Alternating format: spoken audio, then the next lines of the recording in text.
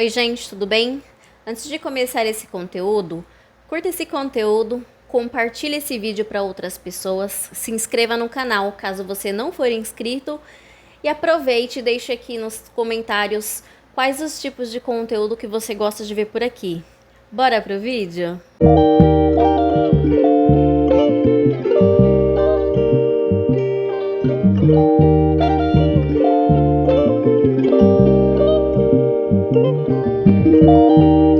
Oi gente, tudo bem? Hoje o vídeo ele vai ser longo, novamente. Eu quero contar para vocês e fazer uma atualização do vídeo onde eu falava de como era antes de eu saber que eu era border, porque eu quero atualizar algumas coisas que me veio à memória e eu percebi que já eram traços, mas que a gente acaba não levando muito em consideração. E eu quero trazer para vocês aqui falar um pouco a respeito. Para quem não me conhece, meu nome é Stephanie. Eu fui diagnosticada com transtorno de personalidade borderline em 2021.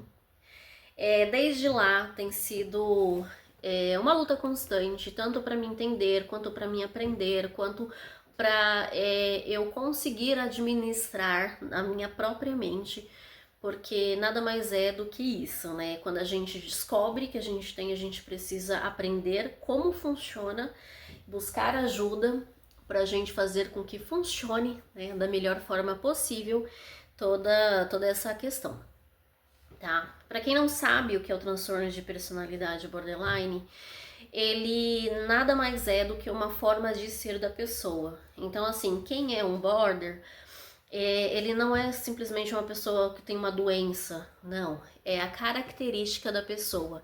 Então, é o modo de pensar dessa pessoa, é o modo de agir dessa pessoa. Então, é como se fosse aquela persona que a gente cria, né? Então, a gente vai falar assim, quais são as características das pessoas mais relevantes? A gente fala muito sobre essa questão quando a gente está falando sobre o border, né? Ela é mais sobre as características mais fortes da pessoa, né? As características mais fortes são as formas explosivas e a outra característica também, né, que eu posso falar para vocês que é uma característica muito forte referente ao border, é a instabilidade emocional. É uma coisa assim muito grande. Inclusive, ela é muito confundida com o transtorno bipolar, mas o transtorno bipolar ele é um pouco diferente do transtorno de personalidade. Então, é uma característica da pessoa e basicamente é isso. Eu não sou nenhum especialista, tá? Eu estou contando para vocês tudo que eu aprendi e o que eu venho estudando sobre, porque eu quero sim me conhecer para conseguir administrar melhor, assim, a melhor forma que eu conseguir a minha mente para que eu tenha uma vida mais adequada, né? Porque a gente sabe que quem tem esse transtorno tem muita dificuldade para regular as emoções, então a melhor coisa que a gente faz é nos conhecer para a gente conseguir ter uma vida boa.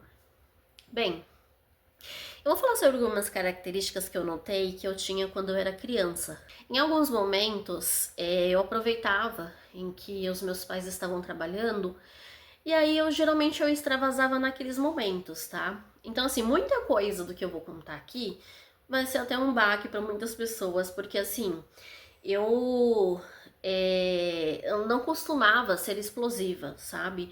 Eu nunca fui uma pessoa muito explosiva, eu era mais intrusiva. Então, assim, as pessoas não estavam lá pra ver e elas não viam o que acontecia, né? Então, era uma coisa muito minha. O que eu posso falar sobre uma criança borderline? Eu acho que uma das coisas que a gente pode entender uma criança borderline, que assim, o diagnóstico não se fecha numa criança, tá? O transtorno de borderline não dá para se fechar numa criança.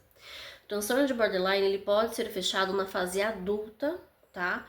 Porque assim, ele começa a realçar naquela fase da puberdade, né? Entre 11 a 16 anos aproximadamente, e dos 16 em diante a gente consegue fechar um diagnóstico, tá? Antes disso é muito precipitado, só que é importante sempre estar ligado referente aos sinais que as crianças vão dando, que o adolescente vai dando, que vai demonstrando, para que você saiba, né, se não é, ou se não, é coisa da cabeça, ou vamos observar, que é importante observar de perto.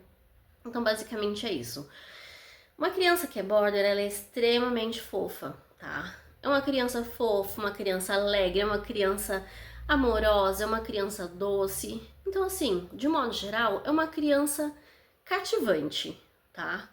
É o que ela é, porque ela gosta de ter atenção. Então, ela vai ser meiga, ela vai ser cativante, ela vai ser fofa, tá? Geralmente é dessa forma que acontece, ela não costuma se esconder muito, não costuma ser antissocial, mas assim, é de criança para criança, eu falo assim de um modo mais geral, tá? De um modo mais geral, por mais que ela seja mais quietinha, ela é uma criança que é doce, é uma criança que gosta de interagir ali, quietinha na dela, mas interage ali, sabe? Demonstra aquele carinho, aquele afeto, aquele sorriso gostosinho e é uma criança maravilhosa. E assim, conforme eu fui crescendo, eu fui percebendo que a minha mente, ela não condizia com a minha idade. Tanto pelos pensamentos que eu tinha, quanto pelos sentimentos. E eu achava que era super normal eu sentir algo ao extremo, que eu descobri depois que isso tinha muito a ver com a minha personalidade, tá? Então, por exemplo, teve uma época em que eu amei muito Sandy Júnior. Muito, mas muito mesmo. E eu queria colecionar todos os pôsteres deles. E eu amava. E eu idolatrava a Sandy. Eu achava ela era maravilhosa. Eu acho até hoje ela maravilhosa. Mas nessa época eu idolatrava ela. E eu colei vários pôsteres no meu guarda-roupa. E eu amava a Sandy. Eu queria ser igual a Sandy. Eu achava ela era perfeita. Eu gostava das músicas. Era uma coisa absurda. E foi de amor a ódio em pouco tempo. Porque eu gostava tanto, mas aí quando eu percebi que eu nunca ia me encontrar com ela, porque na minha realidade não dava pra me encontrar com ela, eu simplesmente detestei. Eu catei e rasguei todos os meus pôsteres, tirei tudo do guarda-roupa, rasguei tudo e joguei no lixo. Num ataque de crise, sem mais nem menos. Eu peguei e joguei tudo fora. Tiveram vários acontecimentos dentro da minha casa, obviamente, na minha infância, que atrapalharam, sim, a questão da regulação do meu sentimento, né, das minhas emoções, que esses são os fatores bem importantes pra gente levar em consideração para ver como cada um vai moldar a sua característica. Mas aconteceu um outro episódio onde eu colecionava mini canecas. Eu não sei se vocês já viram ou não, mas tinha canequinhas que é parecido com caneca de chopp, só que em versão mini, né? Que é aquelas caneconas de chopp, mas era em versão mini. E assim, eu achava a coisa mais linda do mundo. Eu comecei a colecionar e eu colecionei assim, eu juntei um monte daquelas canequinhas, porque o meu pai sempre chegava com uma ou outra, né? Meu pai, ele ganhava umas coisas assim, né? Dos amigos duvidosos. Mas eu peguei, eu comecei a colecionar e eu achava a coisa mais magnífica do mundo, aquelas canecas. Eu gostava, eu colecionava, eu guardava.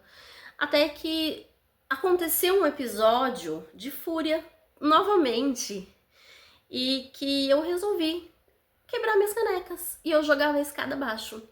Lá na minha casa tinha uma escada, né, que eu dava pra casa da minha avó. E eu tacava aquelas canecas e quebrava, e porque assim, geralmente sempre todo mundo estava ocupado, então ninguém tava vendo. Aí eu catava e joguei, jogava lá escada abaixo pra estourar as canecas, pra quebrar, tal. Uma outra característica que eu reparei também em mim quando eu era criança, que eu sempre fui muito controladora. Mas muito controladora. Porque eu sempre achei que as pessoas, elas eram minhas, e que elas precisavam me obedecer, e que elas precisavam fazer o que eu desejava, porque elas gostavam de mim. E se elas não gostassem de mim, elas não iam fazer que eu queria, o que eu pedia, nada daquilo. Porque elas eram minhas. Então assim, eu sempre tive essa questão de posse, eu achava que as pessoas eram meu domínio. Então assim, eu controlava as pessoas, eu manipulava as pessoas, isso na infância, tá? Criança, nova. Eu era muito controladora, muito manipuladora, e eu falava, eu ameaçava de Ah, eu vou embora se você não fizer o que eu quero. Ah, não quero mais brincar com você. Então, assim, sabe, eu percebo que aquilo não era uma coisa assim, tipo assim, ai, nada a ver, mas sim, tem muito a ver, porque eu manipulava da forma que eu queria e eu não gostava de dividir as pessoas. Eu tinha uma característica muito forte que se eu falasse que fulano era meu amigo, eu não queria dividir. Por mais que eu não falasse, por mais que eu não demonstrasse, eu ficava quieta e me remoendo dentro de mim, porque eu sabia que eu não podia ter domínio sobre as pessoas. Mas mesmo eu sabendo que eu não podia ter domínio sobre as pessoas, eu sempre achei que as pessoas eram minhas, e quando eu fazia uma amizade, eu odiava compartilhar os meus amigos. E era num nível muito grande, aonde eu queria que o meu amigo desse atenção apenas para mim, que eu queria que o meu amigo estivesse apenas comigo. E aí, eu entrava em algumas modinhas, eu fazia algumas coisas para tentar me adequar às pessoas, para que eles gostassem de mim. Quantas e quantas vezes, até depois de grande, eu tentei fazer coisas para me adequar às outras pessoas, para me sentir inclusa, para me sentir parte de alguma coisa, onde na verdade, era só aquela falta de senso aonde eu queria me adaptar para fazer parte de alguma coisa, porque eu sempre tive muita dificuldade de me encontrar. Bom, eu acho que eu já falei todas as características que eu lembrei, tá? Devem ter muitas outras, tá? Mas eu falei das principais. Eu lembro também alguns episódios aonde eu tentava ter a aprovação dos meus tios, dos meus pais, das minhas irmãs, mais da minha irmã mais velha do que da mais nova, né? E depois de um tempo passou a ser a mais nova. E assim, eu sempre lembro de vários episódios onde eu precisava de aprovação de outras pessoas para me sentir bem, para me sentir amada. Porque sem a aprovação das pessoas eu não me sentia amada. Eu achava que eu não tinha função. E isso sempre foi assim, desde pequena. E eu precisava assim de aprovação, eu precisava assim que as pessoas gostassem de mim para que eu conseguisse entender que eu tinha que eu valia de alguma coisa ali. Então assim, sabe, isso sempre foi uma característica muito forte minha. Eu sempre precisei da validação das pessoas, né? De pai, de mãe, de irmãos, de tios, de avós, de todo mundo, de amigos. E só que eu sempre fui muito fechada para relacionamento, né? Então assim, eu posso dizer que eu consegui controlar de uma certa forma todo esse meu comportamento que era mais explosivo, mais danoso, até eu começar a entrar dentro de um relacionamento, que foi aí quando realmente virou. Obviamente que tem casos de relacionamento, né, entre amigos, que no caso você tem um relacionamento que é entre amigos, entre mãe e pai, que é esses relacionamentos, mas eu estou falando sobre o afetivo mesmo, relacionamento romântico, homem e mulher. É isso que eu tô falando, tá? Quando eu comecei a ter um relacionamento, eu comecei a perceber que eu ficava mais desregulada. Mas não porque eu entendia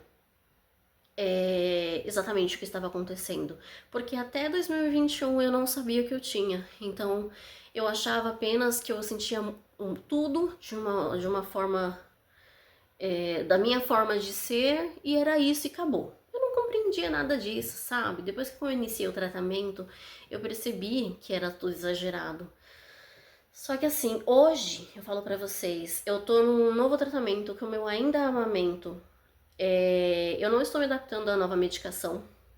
Inclusive, quando eu voltar para um psiquiatra, eu vou precisar ver com ele o que a gente vai fazer referente a essa outra medicação de regulação de humor, porque a anterior eu me dava super bem e ela me ajudou muito, mas essa de agora não. E como a anterior eu não posso conciliar a amamentação com ela, e eu não estou pronta para tirar meu bebê do seio, então nesse momento ela tá fora de cogitação, então a gente tá tentando outras alternativas para conseguir adaptar, para conseguir levar em frente essa questão do meu tratamento, mas o antidepressivo eu já tomo, tá? Então eu estou tomando antidepressivo, Voltei ao tratamento que eu fazia antes, na época que eu tive a crise, porque eu tava muito mal mesmo, então eu precisei voltar na questão do antidepressivo.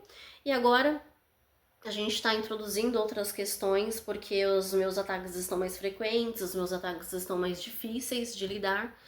Então, a gente está voltando aos poucos, a psicoterapia também vou fazer, e a gente vai adaptando as coisas para fazer da melhor forma possível, para que eu consiga chegar num momento que eu consiga andar sozinha, né? Sozinha não, porque eu só ando com a ajuda de Deus, tá? Se não for a ajuda de Deus, eu não ando. Mas é isso, eu não vou continuar, porque os meus filhos chegaram. Aí eu vou deixar pra falar com vocês um pouco mais sobre isso em outro vídeo. Espero que vocês tenham gostado. Fiquem com Deus e até o próximo vídeo. Tchau, tchau.